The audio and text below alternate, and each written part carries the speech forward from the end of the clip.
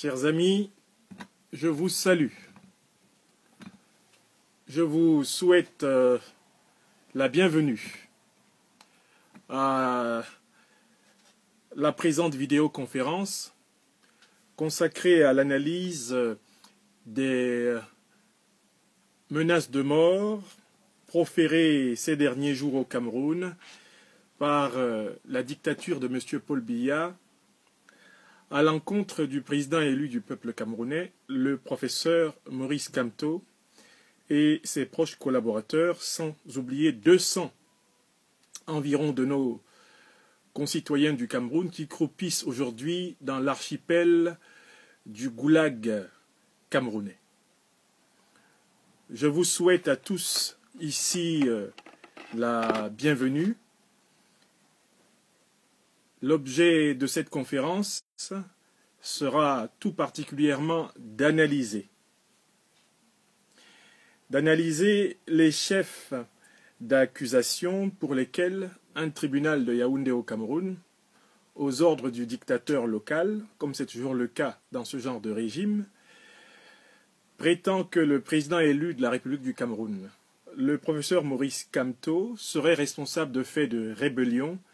insurrection et d'hostilité contre la patrie. Prétendus faits en vertu desquels le professeur Maurice Kamto et plus de 200 autres Camerounais sont aujourd'hui incarcérés dans les prisons les plus criminelles de la République et notamment dans la prison de Kondengui à Yaoundé. Je vous souhaite ici à tous la bienvenue. Les nouvelles qui me parviennent de nos vidéoconférences me disent qu'elles sont appréciées par les citoyens de toutes les régions et toutes les villes du Cameroun. À défaut de faire l'unanimité, ce que nos vidéos n'envisagent pas, nos conférences au moins souhaitent nourrir le débat, élever le débat et faire prendre conscience des grands enjeux de notre temps. Nous remercions donc profondément tous ceux d'entre vous qui, dans toutes les villes, bourgades, campagnes du Cameroun, mais également dans toute la diaspora camerounaise, avaient fait de nos vidéoconférences un grand rendez-vous citoyen. Rendez-vous que nous avons non seulement l'obligation morale de maintenir, mais, je dois vous le dire, le plaisir de tenir. Car en réalité, il s'agit là d'une des actions par lesquelles ma vie en ce monde prend son sens. Ma vie en ce monde prend son sens quand je médite et que je pratique ce mot d'Aimé Césaire qui dit dans le cahier d'un retour au pays natal qu'un homme qui crie n'est pas un ours qui danse, qu'une mère de douleur n'est pas un proskénium. Ma vie prend sens, chers amis du Cameroun, de l'Afrique et de toute la diaspora camerounaise, africaine et chers amis du Cameroun, amis de l'Afrique, ma vie prend sens quand je médite à certains jours ces mots de Pablo Neruda, le grand poète chilien qui disait à ses contempteurs, à ses critiques, « Et vous me demanderez certainement, pourquoi ne nous parlez-vous pas des belles montagnes de votre pays natal ?» Il parlait alors, à cette époque-là, du Pérou.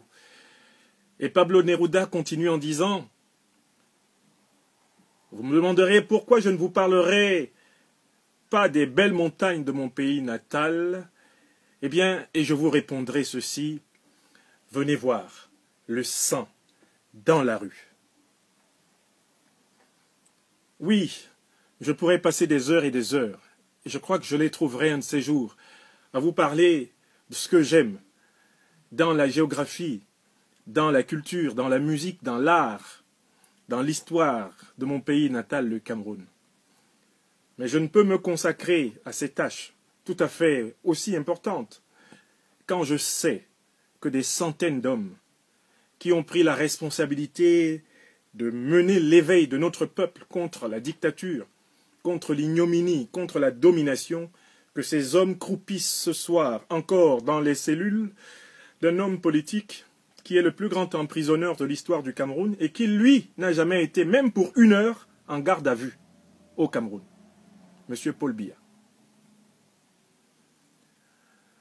Donc, je voudrais très sérieusement, dans la présente conférence, dont j'imagine que vous avez commencé le partage, et dont j'imagine que vous savez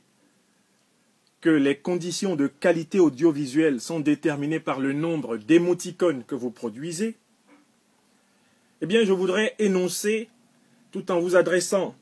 mes salutations, le plan auquel j'obéirai dans cette conférence.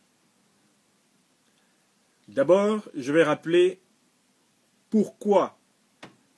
le président élu du peuple camerounais, le professeur Maurice Kamto, se retrouve aujourd'hui en prison. Deuxièmement, je vais m'intéresser aux motifs qui sont allégués par ceux qui aujourd'hui nous annoncent qu'ils souhaiteraient appliquer contre le président élu du peuple camerounais, le professeur Maurice Kamto, éventuellement la peine de mort, la prison à perpétuité, ou en tout cas des peines d'emprisonnement lourdes, auxquelles le dictateur camerounais nous a habitués, notamment dans la chasse contre ses rivaux, souvent déguisés en très bonne partie en chasse contre la corruption. Et enfin, dans une troisième partie, je vous indiquerai les voies qui me semblent absolument incontournables, non seulement pour que le professeur Maurice Kamto et ses collaborateurs, qui sont la direction légitime et morale du peuple camerounais, sortent de prison,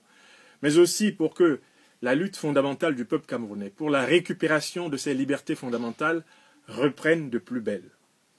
Ce sont là les 3 éléments de la conférence que je voudrais délivrer aujourd'hui, et ceux d'entre vous qui possèdent des aptitudes informatiques singulières sont priés, s'ils le souhaitent, par la suite de partager cette conférence en 3 moments. Le premier moment, ce sera pourquoi Maurice Kamto est-il en prison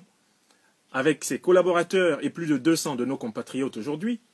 La deuxième partie, c'est est-ce que les motifs avancés par la dictature de M. Biya sont des motifs sensés? Et est-ce que M. Biya sera en situation d'appliquer contre le président élu du peuple camerounais, le professeur Maurice Kamto, et ses proches collaborateurs, la soi-disant peine de mort qu'on nous agite depuis un certain moment comme un spectre médiatique, psychologique et spirituel. Et enfin, je vous dirai comment il me semble que le président élu de la République du Cameroun, le professeur Maurice Kamto, ses proches collaborateurs et la direction emprisonnée de notre lutte citoyenne sortiront plus grands de prison qu'ils n'y sont entrés. Voilà donc les 3 moments de ce moment de rencontre que je voudrais partager avec vous, avec toute l'émotion que l'on peut ressentir, à savoir que des hommes et des femmes qui se sont mis sur le terrain à la tête de la lutte pour le retour en plénitude de l'humanité camerounaise sont aujourd'hui sous les fers, et que notre peuple, le peuple de mon pays natal, fait face dans cette situation à la question de savoir quelle forme, quelle disposition prendre pour sa lutte. Ayons véritablement une pensée pour tous ces hommes et ces femmes au moment de prendre la parole ici. Je voudrais, chers amis, si vous appréciez cet ordre du jour, commencer donc dès maintenant par le premier point. Pourquoi le professeur Maurice Kamto, président élu du peuple camerounais, est aujourd'hui en prison avec ses proches collaborateurs, parmi lesquels je pense à mon doyen bien-aimé Albert Nzangan, vieux briscard de la politique camerounaise. Je pense à Christian Penda Ekoka. Je pense à toute la grande direction du parti en chef de l'opposition camerounaise aujourd'hui, le MRC. Je pense à l'ensemble des mouvements citoyens qui se sont engagés ouvertement et franchement aux côtés de la direction de l'opposition et donc de la lutte pour l'émancipation républicaine du peuple camerounais. Eh bien, c'est avec beaucoup d'émotion J'espère qu'un jour, vous pourrez entendre ces conférences et que nous pourrons nous retrouver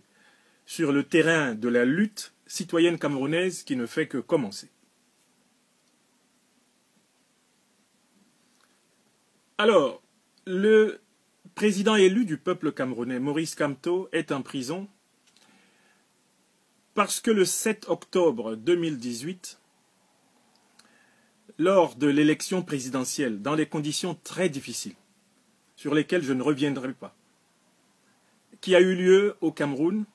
le professeur Maurice Kamto est, de tous les candidats, le seul à avoir administré la preuve publique qu'il avait remporté le plus de suffrages que tous les autres candidats.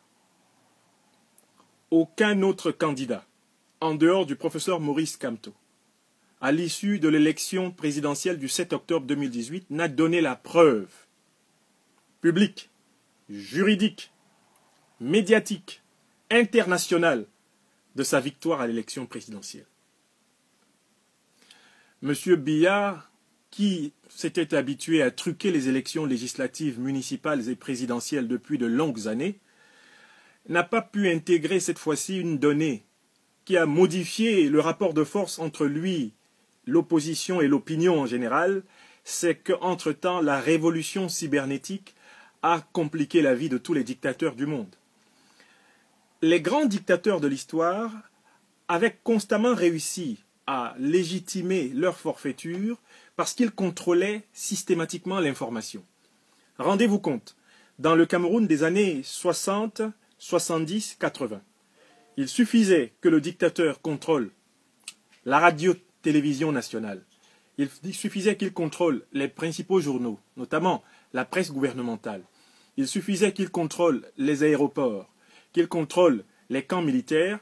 pour qu'aucune contestation menée contre lui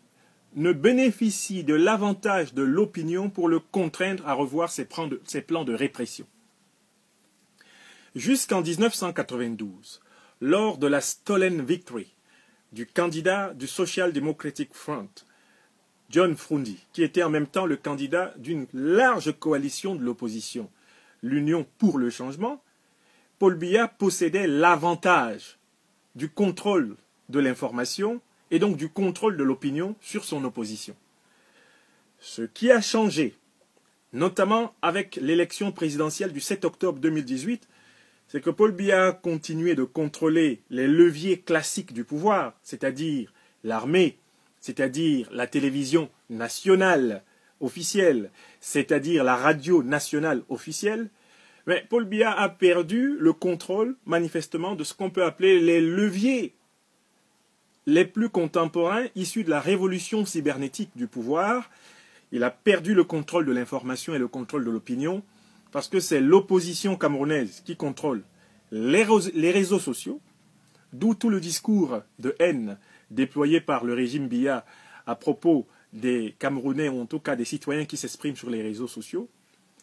La presse d'opposition, bien que le régime l'ait infiltrée par de faux médias comme Vision 4 ou même comme Afrique Média, qui sont financés par des dictateurs pour distraire les opinions, même malgré ce poids, cette présence du pouvoir dans les médias privés pour créer de la contre-opinion et de la désinformation, eh bien,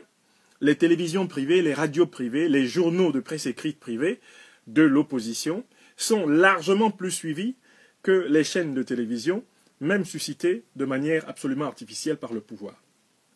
Donc vous devez vous rendre compte que ce que Biya n'a pas noté avant d'organiser sa dernière mascarade électorale, c'est qu'il lui serait difficile d'administrer la preuve publique de sa victoire. Alors qu'avant, il n'avait pas cette difficulté, parce qu'il contrôlait l'essentiel des médias nationaux. Quand le professeur Maurice Kamto annonce au lendemain du vote du 7 octobre 2018 qu'il a transformé le penalty et qu'il est devenu ainsi investi de la légitimité démocratique, populaire et morale, et par conséquent politique du peuple camerounais, Paul Biya croit encore avoir affaire à une de ces farces du passé qu'il considérait comme l'œuvre d'opposants, en tout cas déconnectés de l'armée, déconnecté du contrôle de l'information, déconnecté finalement du contrôle de l'image du Cameroun à l'extérieur. Et c'est la plus monumentale erreur de Paul Biya. Car le Cameroun tout entier, des chaumières, des campagnes, des villages, jusqu'aux villes engorgées de Douala, de Yaoundé, de Bamenda, de Buea, de Bafoussam, de Ngaoundéré, de Maroua, de Bertois, des Bolova, tout le Cameroun, qu'il soit composé de citoyens de bonne ou de mauvaise foi, a pris note du fait que le professeur Maurice Kamto avait démontré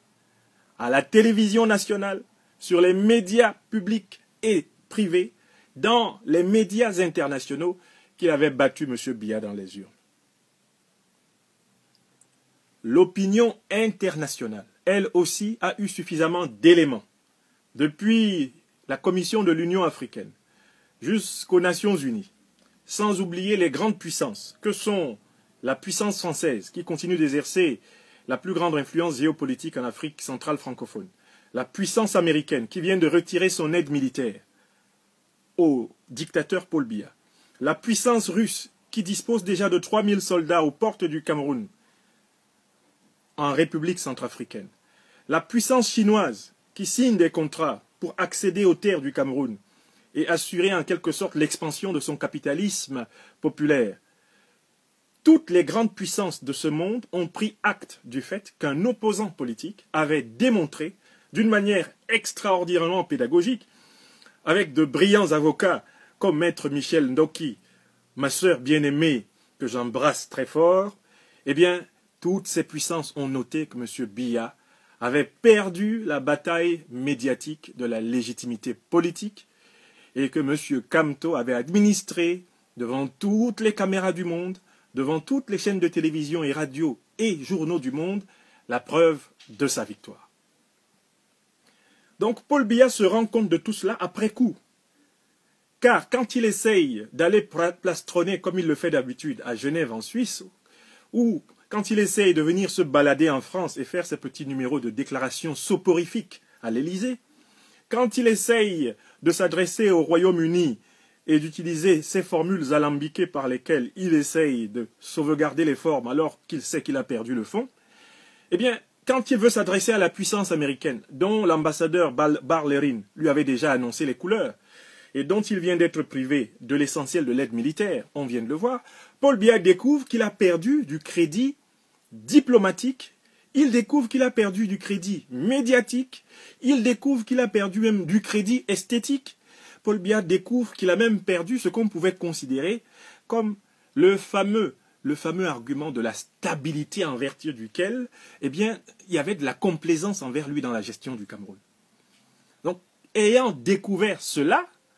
Paul Biya se rend compte que la parole de Maurice Kamto non seulement passe dans le peuple parce qu'il l'a battu dans les urnes, mais en plus que cette parole commence à passer outre frontières. Il faut donc que vous compreniez que le président élu de la République du Cameroun, le professeur Maurice Kamto, et la direction de la lutte citoyenne camerounaise se retrouvent aujourd'hui en prison parce que Paul Biya a la totale conviction qu'il représente effectivement l'écrasante majorité du peuple camerounais, d'une part, et que d'autre part, ils ont atteint un seuil de crédibilité qui pourrait en faire les partenaires légitimes de la négociation des grands intérêts des grandes puissances au Cameroun et dans le golfe de Guinée. Je recommence calmement l'explication du premier point, car nous sommes dans une phase de lutte dans laquelle nous devons être pédagogues, mais dans laquelle aussi le peuple doit comprendre rapidement. Le professeur Maurice Kamto est en prison parce que Paul Biya le reconnaît comme le président élu dans les urnes. Or, justement, Paul Biya ne peut pas vivre comme président de facto du Cameroun avec, étant libre, un président élu réellement dans les urnes, ayant convaincu le pays dans sa majorité, et ayant convaincu le reste du monde dans sa majorité de sa victoire. Donc, pour Paul Biya, en réalité, ce qui pour lui donnait encore une aura de légitimité soporifique, cosmétique, apparente, superficielle, eh bien, le masque de légitimité dont il était enveloppé, parce qu'aucun opposant politique camerounais ne lui avait administré une défaite sur le terrain de la conviction, de l'argumentation, de la démonstration, eh bien, ce dont il bénéficiait encore ayant été perdu, M. Biya se voit à tout moment renversé par le peuple camerounais dans une révolte populaire qui ne sera coordonnée par personne, mais qui tombera sur son régime comme une pluie équatoriale tombe en plein midi. C'est ce spectre qui aujourd'hui flotte sur le régime de M. Biya. C'est ce spectre qui flotte aujourd'hui sur le régime de M. Biya et qui l'a amené à jouer véritablement un coup de poker.